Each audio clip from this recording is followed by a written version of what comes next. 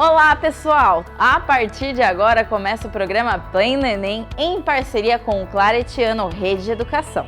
Um programa feito especialmente para quem quer se preparar para as provas do Enem e ingressar em uma universidade. Aqui, além das aulas que são ministradas pelos professores do Claretiano Colégio, você fica por dentro das informações sobre o Enem. E você que ainda não decidiu qual curso escolher, fique ligado na dica de hoje.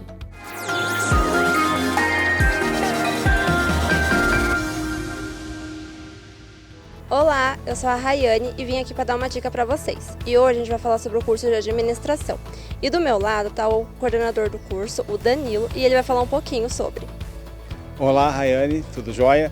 Inicialmente, obrigado pela oportunidade, né? O curso de administração é um curso de bacharelado, é uma possibilidade desse nosso aluno trabalhar em qualquer setor, né? Seja uma pequena, uma média, uma grande empresa. Ele pode trabalhar nas diversas áreas, além de que pode ir para consultoria, trabalhar em empresas públicas, né? Desde autarquias, ONGs e também a parte de docência, se ela assim se interessar pela docência, né? Então é um curso de ampla formação, toda empresa hoje precisa de um administrador e a gente vive administrando o dia inteiro, né? Que bacana! E Danilo, o que a instituição oferece para os alunos? Além do corpo docente diferenciado, né, são pessoas que advieram do mercado do trabalho, então pessoas que trabalharam na parte de exportação, na parte bancária, na parte financeira, na parte de marketing. A gente tem então essa expertise de mercado e também a expertise acadêmica. São professores mestres e doutores que estão aqui para partilhar o conhecimento. Além da questão da toda a infraestrutura, né, que o aluno encontra na instituição, as aulas no laboratório, nós temos uma disciplina específica onde nós simulamos cenários empresariais para esse aluno, para que ele possa tomar decisões e entender o reflexo das decisões dele, e um diferencial da nossa instituição, que é o Claretiano Carreiras, né? Que ele permite aproximar o aluno do mercado de trabalho, então ele já sai daqui empregado e no meio do curso ele consegue um estágio na área de formação. Que bacana, são muitas oportunidades. E se você ficou interessado e quer saber mais, acesse o site do Claretiano.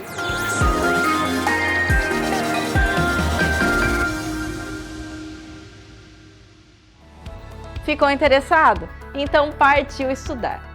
E a aula de hoje é Geografia com o professor Tiago de Castro Ribeiro.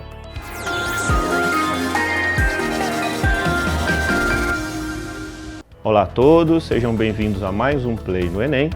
Meu nome é Tiago, eu sou professor de Geografia do Colégio Claretiano de Rio Claro e hoje o tema da nossa aula é a questão da Palestina. Um tema complexo como a da Palestina sempre vai ter muitas nuances, muitos vieses e é muito complexo a gente analisar num tempo muito curto, né? Um conflito que se estende por séculos e a gente pode inclusive citar milhares de anos. Então a proposta é que a gente analise esse conflito a partir da ótica, né, das ferramentas que a geografia nos fornece, com um recorte historiográfico específico. Então a nossa proposta aqui é analisar a questão do território, as disputas desses territórios, que no caso da Palestina vão ser um exemplo de disputa territorial. Mas professor, como assim disputa territorial? A gente pode encontrar conflitos no mundo que têm interesses diversificados. Dentre eles a gente pode citar o território, mas pode ser uma busca e uma disputa por espaço ou recursos. Por que a questão da Palestina envolve território e não necessariamente espaço e recurso? Quando a gente analisa uma disputa, a gente precisa olhar quem disputa ou quem luta pelo quê, certo? No caso, para entender território, a gente precisa relembrar dois conceitos muito importantes, que é a ideia de nação e a ideia de Estado. Uma nação é um povo, é um conjunto de pessoas unido por uma identidade comum, uma identidade étnica, cultural, religiosa, mas que esse grupo, esse povo, ele não está isolado no espaço, ele tem um vínculo com o ambiente.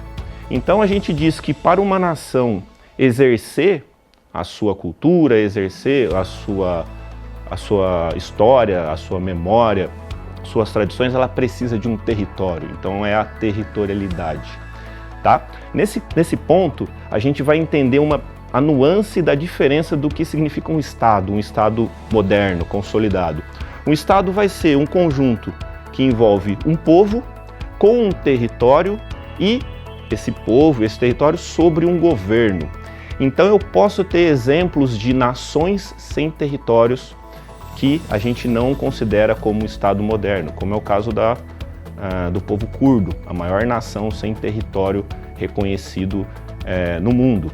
E hoje em dia o que a gente chama de país nada mais é do que um Estado com a sua soberania internacionalmente reconhecida. Então não adianta um povo autodeclarar como controlador de um território, sendo que a comunidade internacional não avalia como tal, tá? Então isso vai ser, a gente não pode perder isso de vista, porque isso vai ser o nosso guia diante desse conflito. A região da Palestina, ela remonta conflitos, séries de invasões e dominação de diferentes épocas por diferentes povos. A gente tem aí a ocupação, né, a origem do povo hebreu nessa região, mas que era um dentre várias outras tribos que conviviam nessa região. E se a gente analisar os documentos sagrados ou se a gente analisa as evidências arqueológicas, existem algumas divergências nesse espaço, nesse período remoto. Isso estamos falando de 2000 anos antes de Cristo. Mas quando a gente se aproxima ali do período romano, da ocupação e da dominação do período romano, a gente tem mais evidências, pois os romanos registravam muito, era muito bem documentada toda a parte demográfica, militar e administrativa do Império. Mas a gente sabe então, por conta desses relatos, que essas diversas tribos que habitavam a região da Palestina se concentraram em dois grandes grupos, em dois grandes reinos. O Reino do Norte ficou conhecido como Reino de Israel e ao sul o Reino de Judá. Após sucessivas invasões dos assírios, dos babilônicos, depois dos persas, essa característica da região, enquanto povo e unidade de nação, ficou muito heterogênea. Então a gente teve convivendo ali judeus que já eram perseguidos na época do Império Romano, mas também a gente teve a presença massiva do povo árabe, tá? E avançando um pouquinho mais na história, a gente vai precisar chegar justamente no início ali do século XX. O século XX ele foi marcado por conflitos entre estados, principalmente conflitos entre estados. É dessa época aí que a gente fala o período entre guerras, em que houve grande mobilização global nessas disputas, certo? E, para a gente encurtar um pouquinho a história, não que ela não seja importante, mas a gente não tem um tempo hábil para analisar isso, depois de diversas ocupações da região conhecida como Palestina, que foi denominada pelos romanos, antes era a província da Judéia, depois foi nomeada para a Palestina. Essa região foi ocupada pelo Império Otomano a partir da queda de Constantinopla, ali, o fim do que a gente ficou conhecido como Idade Média, a partir do século XV.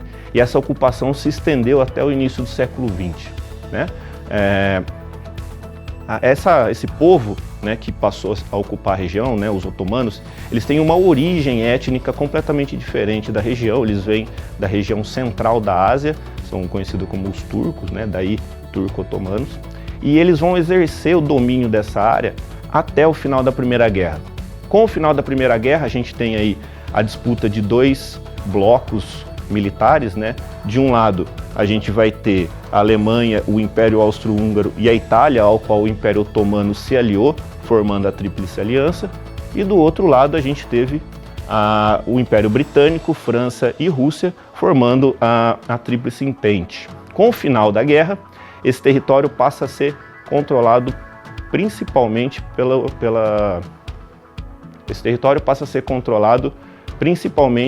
pelos ingleses. Como assim, professor? Durante a guerra, a Primeira Guerra Mundial, os britânicos, vendo a expansão, a potência da Tríplice Aliança, sugere que a comunidade global, envolvendo toda a comunidade judaica, se aliassem, se somassem esforços no conflito, eles poderiam então garantir que esse território ficaria sob controle do povo judeu, então garantindo a criação de um Estado judaico. Até então, historicamente, o povo judeu sempre foi perseguido e se dispersou muito, fugindo ou da escravidão ou conseguindo se esconder ao longo de todo o território romano, na época do Império Romano, então por toda a Europa e também um pouco no continente africano. E nesse momento aqui, a França e a Inglaterra somam esforços com outros países, mas também com a comunidade judaica, para derrotar o Império Otomano e a Tríplice Aliança. Nesse momento, parece que vai dar tudo muito certo, mas ocorre um conflito de interesses, pois o Império Britânico também faz a mesma proposta para o povo árabe, com a garantia da criação de um Estado independente, autônomo para o povo árabe, né? A gente tem todo o período entre guerras com essa região da Palestina sob controle dos ingleses, que aos poucos foram oferecendo maior autonomia para os judeus e também para os árabes, e a gente chega então até a Segunda Guerra, com a ascensão da Alemanha nazista e culminando com o Holocausto, em que cada vez mais o mundo via a importância ou crescia o sentimento de que havia realmente a necessidade de garantir a segurança do povo judeu a partir da criação de um Estado, né, no qual eles pudessem se defender, eles pudessem se proteger e garantir a sobrevivência. É aí que somam esforços vários países do mundo, todos em uma Assembleia da ONU, para a criação de uma resolução que aprovasse a criação desse Estado. Então ainda não havia o Estado, mas havia a intencionalidade, a expressão coletiva dos países naquela época da criação desse novo Estado. Isso acontece, porém, no dia seguinte, todos os países árabes da região atacam o Estado de Israel. Mas esse ataque veio do nada? Não, veja bem, a solução proposta pela ONU, todo esse território colorido aqui era conhecido como Palestina e ele seria então reorganizado para a ocupação dos judeus. Então, para os judeus isso era benéfico, era vantajoso, só que para os árabes, né, seguidores do Islã, essa significaria uma grande perda de território. Nessa época aqui a gente tinha uma população muito grande árabe vivendo nessa região e que teria que deixar essas localidades. Isso não foi visto com bons olhos pelo mundo árabe e houve um ataque coordenado, né, juntando Egito, Síria, Iraque, Jordânia, Líbano e Arábia Saudita. Embora somassem muitos países e muito poderio militar, Israel conseguiu repelir esse ataque, inclusive avançando e expandindo seu território. Essa guerra aí ficou conhecida como Guerra da Palestina. De um lado, do lado de Israel, no lado de Israel ficou conhecida como a Guerra da Independência de Israel, e para os palestinos ficou conhecido como Nakba, ou a grande catástrofe, né? Foi uma grande tragédia porque muita gente do lado palestino acabou morrendo. Após esse período de guerra, que ficou conhecido como Guerra Árabe-Israelense, a gente teve uma pequena expansão do Egito sobre o que hoje a gente conhece como faixa de Gaza e a Transjordânia ocupando a região da Cisjordânia, formando então a Jordânia. A gente teve diversos ataques, sempre foi uma zona de tensão, uma zona de conflito, porém a animosidade diminuiu até chegar em 1968 com a Guerra dos 6 Dias e que novamente um ataque coordenado, agora dessa vez pelo Egito e pela Jordânia, contra Israel, que novamente foi repelido e dessa vez Israel já tinha um poderio militar mais significativo e conseguiu expandir muito seu território, ocupando inclusive ali a península do Sinai. Foi a maior dimensão aí que o território israelense ocupou. A gente tem um cessar-fogo por cerca de 10 anos. Nesse período, cada vez mais Israel se reorganizava e se protegia dos ataques, né? Essa guerra de 68, inclusive, foi um ataque defensivo, porque Israel estava vendo uma mobilização do exército egípcio na sua fronteira. E a gente chega, então, em 1973, com um sentimento do povo árabe de muita tristeza, de ter sido derrotado, e a gente tem um ataque de surpresa, tá? Ficou conhecido como a Guerra de Yom Kippur, e que o Egito, agora somando esforços com a Síria e tendo apoio da União Soviética, ataca Israel, já com o apoio dos Estados Unidos. E por que esse nome, né, Yom Kippur? Esse ataque aconteceu no dia 6 de outubro de 1973. O Yom Kippur é um dia, dentre os dias sagrados para o calendário judaico, é um dos mais importantes. Então é um ataque estratégico contra Israel e, tendo sido derrotado novamente, né, Egito e Síria, e os países árabes da região veem isso como uma impotência, não conseguem avançar para recuperar os territórios que foram perdidos ali na Palestina. Então a estratégia é diferente, eles decidem então fazer um boicote, né, uma retaliação contra Israel e principalmente contra os governos ocidentais, elevando o preço do barril de petróleo, que foi conhecido como a crise de petróleo de 73. De 73 até avançando no final do século XX, a gente vai vendo uma expansão tanto da influência de Israel na região, né? Então, em 1980 muda a sua capital para Jerusalém, e é nessa época que também surge, né, em 1979, a gente tem a Revolução Iraniana, então a gente vê uma escalada na tensão entre judeus e árabes a partir dos anos 70. Em 1978, tem a criação do Hamas. É importante a gente destacar que o Hamas ele é uma organização que tem 3 eixos, né? Um eixo político, um eixo social, humanitário e o eixo militarizado. E que ele é uma das organizações que são financiadas, são treinadas pelo Exército Revolucionário do Irã. Então, a partir da década de 70, com a crise do petróleo, a gente vai ver cada vez mais uma escalada da tensão entre o povo árabe e os judeus, entre o Estado de Israel e o povo árabe nos países vizinhos. Em 1980, Israel muda sua capital para Jerusalém, lembrando que Jerusalém ela tem um significado religioso importantíssimo para as 3 maiores religiões com número de seguidores no mundo, né? O judaísmo, o islamismo e o cristianismo. E é desse período também que tem-se a criação do Hamas. Em 1979, a gente tem a Revolução Iraniana e um dos desdobramentos da Revolução Iraniana é o Exército Revolucionário do Irã. O Exército Revolucionário do Irã é um braço do exército que tem como função proteger o território do Irã.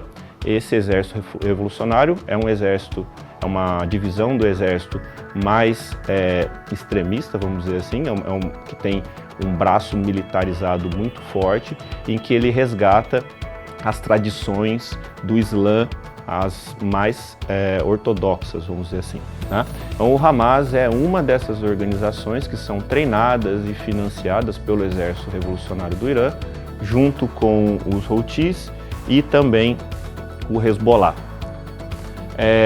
Nesse momento a gente tem uma movimentação civil do território ocupado pelo Estado de Israel, que se revoltam contra o Estado de Israel, e a gente tem uma mobilização então civil aqui que foi conhecida como primeira intifada. A gente teve a primeira e a segunda intifada foi quando a população civil se revolta, né? Então vejam que é um conflito civil, é uma guerra civil e não uma guerra de estados. E a partir dessa primeira intifada, concomitante à criação do Hamas, é que começam-se os esforços de negociação para um cessar-fogo e um apaziguamento, uma redução da tensão na região. É daqui que tem origem, a partir de 1988, a Organização para a Libertação da Palestina, com uma iniciativa de construir cada vez mais não só um cessar-fogo, mas reduzir as tensões para a convivência entre árabes e judeus. Daqui, então, surge a ideia da criação, não que já não havia antes, mas que retoma-se a ideia da criação do Estado independente da Palestina, o Estado da Palestina propriamente dito, para o povo árabe poder conviver ali próximo de Israel, próximo dos judeus, respeitando os direitos humanos, a liberdade de cada um desses povos. Avançando um pouquinho, a gente vai chegar ali finalzinho do século XX, início do século XXI, a gente tem um grande esforço, né, para a criação da paz ali na região, principalmente da Cisjordânia. Lembra lá, a gente tem o Estado da Palestina, uma parte ocupada pelo Estado de Israel, a gente tem uma parte da Cisjordânia que ficou ocupada pela Jordânia, mais a sudoeste, a faixa de Gaza. A Cisjordânia, então, num esforço com o Estado de Israel, cria um pacto, né, um acordo de cessar-fogo, um armistício, conhecido como Acordo de Oslo, e graças a esses esforços, as tensões se reduziram na região. Iniciando o século XXI, a gente vê que apesar desse cessar-fogo, o sentimento em Israel era de medo e desconfiança por conta do crescente número de ataques terroristas na região. Então já tinha uma iniciativa para a criação de um muro que controlasse o fluxo de pessoas, e a justificativa era para trazer a segurança para o povo judeu. No entanto, isso começou a ser visto como um fator segregatório, pois muitas pessoas que trabalhavam na Cisjordânia ou moravam em Israel, enfim, e vice-versa, né, ou moravam na Cisjordânia, trabalhavam em Israel ou vice-versa, começaram a ser alvo de preconceito, né, aquela animosidade em torno da xenofobia, né, será que essa pessoa é ou não terrorista? E isso foi cada vez mais sendo destacado pela mídia como um fator segregatório por parte de Israel.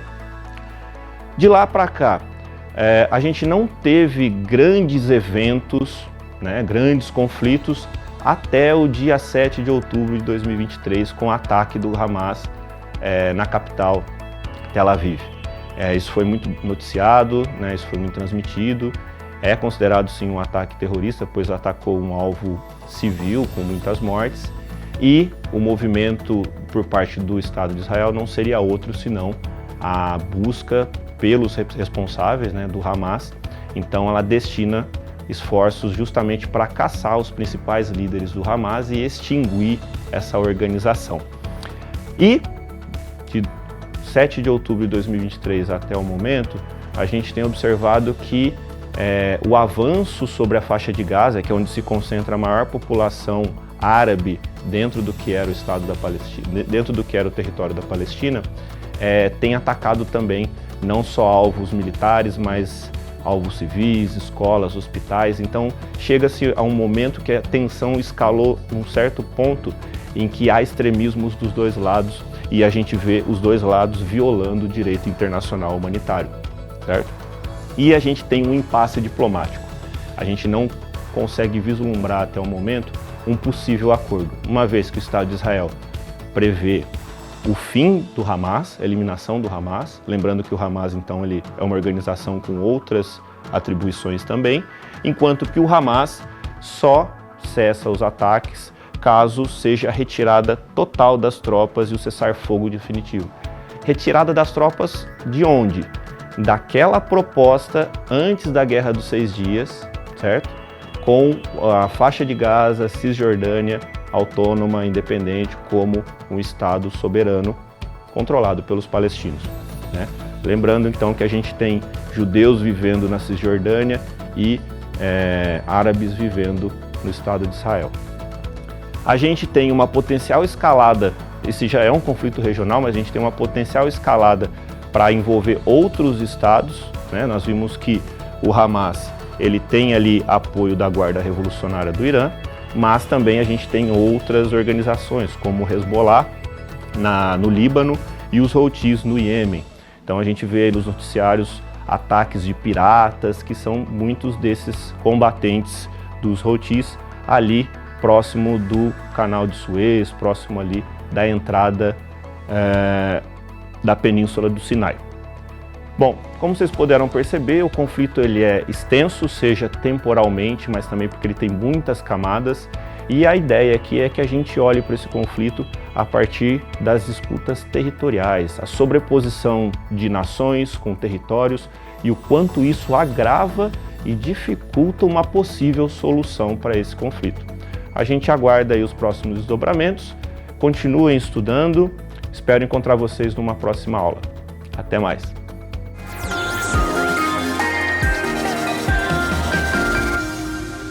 E uma dica: aprenda a controlar o nervosismo para não se desconcentrar na hora da prova. Por hoje é só e amanhã tem mais.